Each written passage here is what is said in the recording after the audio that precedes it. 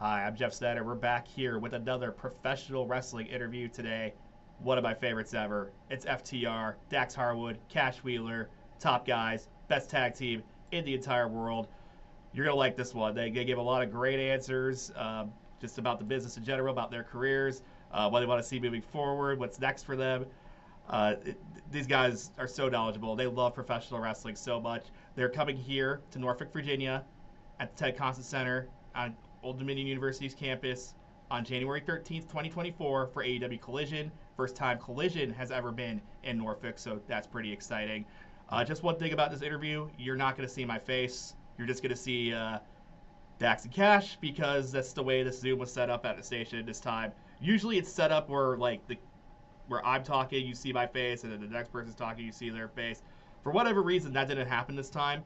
I'm not entirely sure why that is. So we'll have to check the settings next time before we do these things. But you know what? It's fine. You're here for them. You're not here for me. So let's get right into it. It's my interview with FTR, Dax Harwood, and Cash Wheeler. All right, AEW Collision coming to the Ted Constant Center in Norfolk on Saturday, January 13th, 2024. I am joined right now by, I would say, in my opinion, and a lot of other people's opinion, the best tag team in the entire world, FTR, Dax Harwood, Cash Wheeler. How you guys doing? What's up, man? Not too bad. How are you doing? I'm doing great. You know, I'm talking to the top guys, so can't be a bad day, huh? So you called it Norfolk. Is it Yes. Norfolk, Norfolk, Norfolk? I don't know, man. I mean, I'm from the South, so I don't even know. Yeah, Sorry, what was that? I was gonna say we're from Asheville, so we've always called it Norfolk, I guess, but I don't know, man. Yeah, it's pronounced Norfolk. If you want to be a heel, pronounce it Norfolk, though. Oh, All right. okay. All right. Very good. So you guys have definitely been here before. I mean, you guys travel all over the world, but I feel like you guys have been here before. Is there anything about this town that stands out more than the others, or is it just another stop on the road for you guys? Actually, we have been to Norfolk quite a few times, and it's so close to home for us. It feels very much like home. So like driving through there, I've always just enjoyed it. I know one of my favorite gyms we've ever been to on the road is there. I can't remember the name of it right now, but anytime we're there, I love going to that gym because it's just such a really nice gym, and the whole city is great. So yeah, it just feels a little bit like home to us. Yeah, I think Norfolk is just it's a stalwart for professional wrestling, and it's always been a big town, always been a big state. Virginia has for professional wrestling. Jim Crockett going all the way back into the late '70s, early '80s, and fast forward to now to AEW. We've been there a couple of times, and it's always a great time to be in Norfolk. Yeah, just a real quick thing to add to that. Actually, the first time that Dax and myself ever got in the ring with each other, opposite from each other, especially, was there in Norfolk, and that was the day that got him his tryout, and that was, I mean, we both. Sorry, there's an animal in here rummaging around, but we both would have had tryouts from that one. But I went to England for a little bit. He went down to Florida, and he got his contract. So yeah, we've done a little bit of stuff there. Yes, so Norfolk is the birthplace of FTR. Yeah. Wow, that I did not know that. I did not know you guys. That was the first time you guys ever squared off with each other. So that's really cool. Yes, sir. Was that? Do you remember the promotion? Was it VCW? It was one we won't name, but we were just extra talent that day. So it was Wow. it was kind of the day though that helped us break through and get our foot in the door. It's the other one. I get it. Okay. The one you used to work for. I understand. So you guys know Norfolk is a huge military town. We have the world's largest Navy base here. Is it always special to just kind of be able to perform in front of those who serve our country? Oh yeah, absolutely, for sure. I mean, they're doing something that I could never even think about doing. I mean, anytime I ever think that I'm tough or I'm a badass or anything like that, then I get humbly reminded that I'm not. And I'm actually from around the Wilmington area, and Jacksonville, North Carolina was a big base as well. So I got to know a lot of the guys from there. They used to come to the bar that I would DJ at. And man, just hearing the stories and how tough things were for them, you know, it's cool to be able to come back and do something for those guys and give back to them. Yeah, so I have a lot of family that have been in the military. My dad was in the Air Force. My uncle retired from the Navy. I have a bunch of cousins that currently serve or have served. And, you know, it's cool that when we go to these places, all these people tell us how much they look up to us and they respect what we've done, but it's nothing compared to what these men and women are actually out here doing and putting their lives on the line every day just for us to be able to do something like this. So anytime we're able to do something like that where it might give back or give them a little bit of happiness, yeah, that's pretty cool to us. That's awesome. So I have to ask you this. You guys at one time were Bill from Kill Devil Hills. I'm only asking this because that is our market. That is in our viewing area. Was that just like a gimmick thing? Have you actually ever been there? I have not. I was just looking for cool places around where we're from, and Kill Devil Hills just sounded really, really, really cool. And so I hate to disappoint, but I've never been there. I have been there once on a family vacation, and I remember because of the name. Obviously, it's a very stand out a name that stands out quite a bit. But also remember because our family car broke down in Kill Devil Hills, and we were stranded there for a little bit. So yeah, I've been to Kill Devil Hills and longer than I planned. Hey, at least it's a cool town. It's on the Outer Banks, so a lot of people vacation there. Yeah, that's what we were doing. Yeah. Kill Devil Hills just sounds much better than Asheville, North Carolina, coming, when you're introducing two supposed badasses. Hey, you can't go wrong there. Hey, Asheville's probably a cool town too. I've never been there, so. Oh yeah, the best. Let us know when you stop by. Oh, I definitely will. So let's talk about you guys in the ring this year. This past year, you guys had a pretty lengthy title run with the AEW tag titles. Of course, lost that a couple months ago. I think it was like October, so probably about 4 months ago. To Big Bill and Ricky Starks, they still currently have the belts. I know you guys have won pretty much everything you could possibly win at the high level. I mean, you guys have won in Japan, Ring of Honor, Mexico, that other place that we're really not supposed to talk about. So, what are you? Is that a goal for you guys to get back? I mean, you guys are the top guys, but right now, you don't have those belts to prove it. So, what are you guys planning on doing to try to get back to that? Right now, we currently obviously don't have the belts to prove it. But if you look back at our track record, that's 2-time NXT Tag Team Champions, 2-time WWE Raw Tag Team Champions, 1-time WWE SmackDown Tag Team Champions, 2-time AEW World Tag Team Champions, AAA, Ring of Honor, IWGP, all around the world, PWI Tag Team of the Year twice, #1 ranked tag team twice, and so many other awards. So I would imagine that as far as tag teams go, and maybe professional wrestlers in general, we are the top guys. Of course, our goal is to continue to be the greatest tag team of all time. But there comes a time when your body and physically you start to break down a bit. And I don't want to say we're breaking down, but there's going to come a time where we cannot perform at the level that we are now. So I think, for me at least, our goal is to continue to help build AEW, to continue to help build with the young guys that we have as the base of AEW, and continue to push that youth movement that we need to carry on our legacy. Because we can sit here and we can take over all the airwaves and all the TV time and all the tag team matches and the tag team championships we could, but in 5, 6, 7, 10 years we're going to be gone. And who's going to take over? So that's our goal now. That's my goal now, is to continue to help build that future of AEW, continue to make it a competition for WWE, but all the while, of course, I'd like to make a whole bunch of money and win some more championships. Yeah, I mean, Dax pretty much answered exactly how I was going to, because I feel like for us right now, we're kind of in a weird stage of our careers where we still have time left and there's still things we want to do, but we've also accomplished, like you said, as much as we could have ever hoped. Like, as far as things that I had on my career bucket list, we've far surpassed that at this point. So now I still want to do those things for us, but also I really want to focus on helping the next generation of young tag teams. I really want to focus on building up Collision. I want to focus on building up AEW as a whole. So, like, anything we can do to help bring eyes to Saturday nights. I want to do anything we can help do to bring eyes to AEW. I want to do, but there's also, like I said, I would love to be 10-star FTR somehow, whatever that would end up being, because I know there's still the TNA tag titles we never won, maybe a few others, but I wouldn't mind doing a World Tag League also. It would be just one, but we didn't get a chance to when we were the tag champs because schedules didn't match up. And if we had, we never would have had that dog collar match. So, I mean, things work out how they should. But yeah, it's a weird place for us right now because we both want to really help build the company and the next generation of tag teams, but we still want to be the greatest tag team in the world. So here we are. Yeah. So since you guys have been together for so long, I mean, it's been what 10 years now? You guys have been tagging together on and off.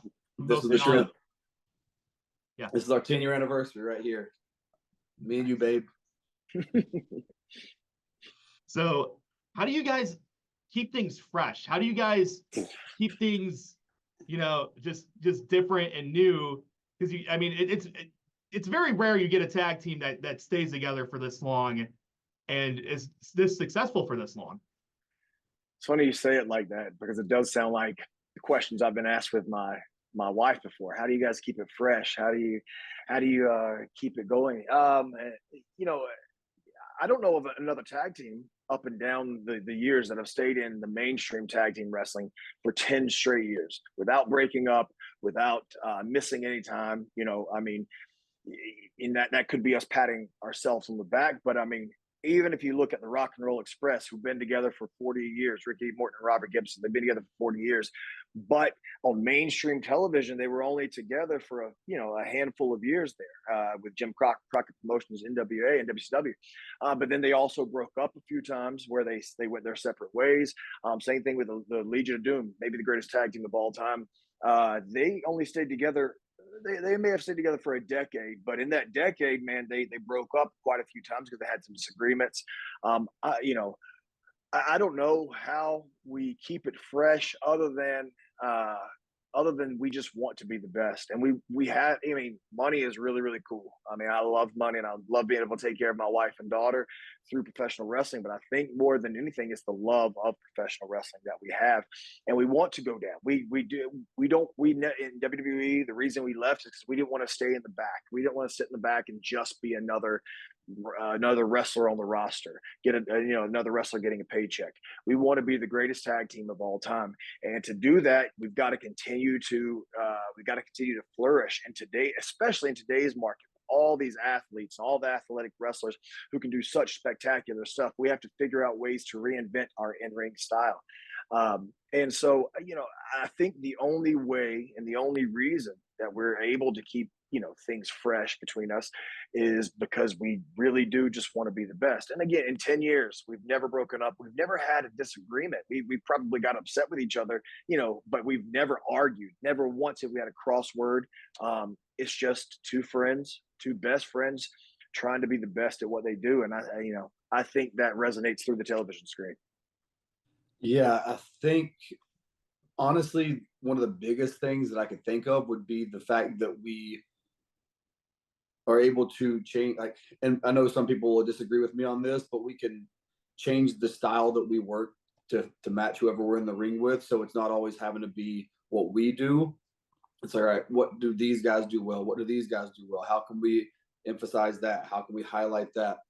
And so for the best part of these 10 years now, we haven't relied on a move set. We haven't relied on the same things that people get burnt out on. We try to keep evolving and taking what was old and bringing it into the future and putting a modern spin on it so that we're staying true to the fundamentals and grounded in reality, but we're taking people on the ride with us. So instead of them just waiting for if you watch your favorite movies, you always know when your favorite part's coming up. But if there's a sequel to it, there might be something where it's very similar, but before it becomes the exact same thing, there's a little bit of a swerve at the end. And so we've always just tried to make our stuff make as much sense as possible and highlight whoever we're in the ring with as much as possible. And instead of that being something that we've done, where it's just been, how do we make ourselves this, and this for the past 10 years, we've just constantly been kind of changing it up and keeping it fresh that way. And honestly, that's just the best thing I could think of right now, just because, like he said, there's really no reason why. It's worked out well for us. Yeah, I mean, it clearly has. I mean, like every time an FTR match is announced, or every time an FTR match comes on, I know I'm like, okay, well, I know that's appointment television. I know I'm going to see something I probably may have never seen any again, or before, may never see again. Because you guys just have this knack to just make everything feel so new, and it's a very rare trait to have in professional wrestling, I feel, these days. So, well, I appreciate you saying that, and that means a lot. I think, dude, we don't do very much, and he can. I can't do very much. I'm not a great athlete, but I think the reason you feel that way is the same reason these other people do. All the fans, for some reason, these two 5'10" North Carolinians with less than average body types in the spectrum of professional wrestling. For some reason, man, they love us. They care about us. And so when we give them something, like you said, something that they can't miss, something special, is because they have a connection with us. And I would like to say we can reciprocate that, because we have a connection with them, because I know that I wouldn't be able to have the life that I have without them. So I appreciate you saying that. no, absolutely, man. Absolutely. Yes. So just want to talk about the business in general. When you guys first started, there was really only one or two places you probably could go, or there was a goal to go to, like talking about WWE, maybe TNA at that time, maybe even Ring of Honor. But then 5 years ago, AEW starts up, and it's like, oh, okay, there's a new place going on, and you guys were over at WWE at the time. And when AEW started, were you like, okay, this could be an opportunity for us to really showcase what we could do? So even before AEW started, we had made up our mind that we wanted to go out and try to prove our worth on our own. So we didn't know what that was going to look like at the time, whether it was going to be, like you said, Ring of Honor, because this was probably 2018, 2019, whether it was Ring of Honor, whether it was New Japan, whatever it was going to be, we weren't exactly sure. We just had faith that we could go out there and do it. And then, yeah, once AEW came around, and that's something that I wish more fans would understand, is that it was better for the business as a whole, everything across the board. Like, it made wrestling healthier for the talent. And now, like, we finally had the chance to, go out on our own, and AEW was definitely something that we were like, all right, this is where we can go and we can hopefully thrive, and we can have freedom to go do some New Japan stuff and other stuff. And now if you look at it, since 2019, like you were saying, when AEW came around, now CMLL is doing some fantastic business. AAA is doing fantastic business. New Japan, TNA is doing great right now. And then, of course, you got AEW and WWE, and business is up for everybody. And across the board, like, more men and women have full-time wrestling jobs, and they have better treatment. So, man, yeah, it's just one of those things where we saw that we could have the opportunity outside to do our own thing. And now that we've been there and we've done it, I think we've shown that if you bet on yourself and you put in the work, that you can win. We asked for our release with Hunter before AEW was even a thing. It was January 2019 that we asked for our release initially. And we were told we would get it, and then we were told we wouldn't get it, and then we didn't get it for a year and a half. But when AEW became a thing, obviously we were super excited and super happy and wanted to join there, because they had focused on tag team wrestling. They put a focus on tag team wrestling. And, we had watched the ascension of the Young Bucks, and we knew that there was a market for the FTR versus Young Bucks matches. So, yeah, I'm really, really glad that AEW became a thing. I'm glad we bet on ourselves and come here to this place. But also, I don't think Tony Khan gets the credit that he deserves, because he afforded a lot of people a lot of jobs and a lot of income. I mean, even if you look outside of AEW, you got all these old-time miserable podcasters like Eric Bischoff and, some of the others who make a living just by going on their podcasts and burying Tony and AEW when they know that AEW is a place where business is thriving, where AEW is a place that is helping change professional wrestling for the positive. So not only did Tony give us and every hundreds of other people a living, he's afforded a living to some people who otherwise would be sitting miserable, bankrupt in their house. I think he's really mad that Tony wouldn't give him a job the few times he was there to collect the paycheck. Yeah, so. Yeah. I've heard that before about Here comes bankruptcy number 4. There's a couple of podcasters out there that bury AEW that would love a job with Tony. There's one or two that wouldn't, but I know there's quite a few that glowingly talked about AEW initially, and when Tony didn't give them a job, now all of a sudden they're talking crap about it. That don't make sense to me. It's funny you bring up Bischoff and Tony, because yesterday there was a moment on Twitter, I think you know what I'm talking about, where I was like, if Twitter were around in 1998, this is what Eric Bischoff would have tweeted at Vince McMahon or vice versa. Well, I mean, did you see the response that I gave to him? Oh, I did. That's all that needs to be said, right? I mean, he went on national television and asked for a professional wrestling match with Vince McMahon at his pay-per-view. I mean, it's him. It's the whole calling the kettle black thing. That's all he's doing. He's doing it for clicks. He's doing it for views. But also, man, this is I've said it about 100 times in this interview. This is how I give my family a living. This is how I put food in their mouth. And if you're going to try to bury the place that I work and make it look less than, then that you make it personal with me. Yeah. So we'll move on here because I've been told you guys got another interview behind me, so we'll keep going. So last Saturday on Collision, you guys took on the House of Black. Things did not go your way. Dax, you were attacked pretty viciously in front of your wife and daughter. So what's the response going to be this Saturday? Well, if I told you, you wouldn't tune in to watch, huh? Mm-hmm. So I can't tell you our plans right now and what we plan on doing, but you tune in Saturday. I think we got a little bit of help with young up and comer Daniel Garcia, and I think that House of Black and FTR and Daniel Garcia will continue to put out some memorable moments and some great matches. But this is the ascension of Daniel Garcia. He done great in the Continental Classic. He's resonating with the fans. They're starting to care about him. And I think that at this time next year, when we have another interview with you, we'll be talking about Daniel Garcia in the main event. Yeah, absolutely. So a couple more things. Just so you guys have pretty much taken on every big tag team you possibly could have. You've taken on the Bucks. You had a fantastic feud with the Briscoes, which I'm very sad that you won't be able to run that back, unfortunately. But is there anyone that you haven't gone against that you would really like to? We've talked about it a couple of times of people that we want to wrestle, who we want to work with. Obviously, these guys, only because they never went to WWE, I don't think they're ever going to get the credit they deserve on how they morphed the tag team style and how they bridged the gap between the fundamentals and the basics of tag team wrestling and what you see today, and that's the Motor City Machine Guns, Chris Sabin and Alex Shelley. I'd love to have a tag team match with them.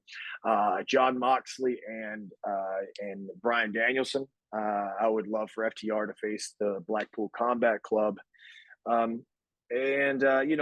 Top Flight has matured a little bit since the last time we faced them 2 years ago. I'd love to fight Top Flight. I think that they are the future of tag team wrestling, and they've got great heads on their shoulders. And I would love to test my physicality, Cash's physicality, plus our psychology that we have in tag team wrestling against their athletic prowess. I think that would be cool. Yeah, those are the same ones for me. Like, I think the top of the list this year would be Mox and Bryan, because I know Bryan, this is probably his last year full time, and so that's priority for me at some point. I would love to run it back with Bishamon, because I feel like we got unfinished business after last year's Wrestle Kingdom. So 2 teams that were in some of the Tag Team of the Year awards that we were the winners of this. It'd be Sunshine Machine and the Astronauts. Anytime there's a young tag team like that I hear getting talked about, it makes me want to see how good they are and to step in the ring with them. Yeah, and then there's a lot of young tag teams at AEW, like you were saying, Top Flight's a team I'd love to run it back with. Private Party is another team I'd love to run it back with because, you know, it's been like an up and down few years for them with injuries and stuff. And I think that if they have a solid year where they're just a regular tag team, they're going to be killing it again. And then when Davis is healthy, we have unfinished business with Aussie Open also. All right, we're going to wrap it up here. Is there anything you guys like to say going into the show on Saturday, AEW Collision at the Ted Constant Center? Just TNT, 8 p.m. I think if you've never checked us out before, which I would imagine some people have, but if you never checked us out before, then I would implore you to watch the show and see what professional wrestling should be and what professional wrestling could be. We talked about bridging gaps. I think we bridge the gap between sports and entertainment, and we do it so fluidly. And there's something for everybody. There's something for the kids, the older people, the men and the women. The women probably don't want to look at me too much, but there's something for everybody. And I would love to see everybody in Norfolk. Yeah, if you're in the area, if you're listening to this because you're in the market and you've never been or you have been before, come out for a Saturday. Like Collision is a lot of fun. It's one of those things where you can still get out of there at a decent hour if you plan on going out that night for dinner and drinks, whatever you want to do. You're out of there by 10, 11 o'clock, get the whole night. So come pregame with us at Collision.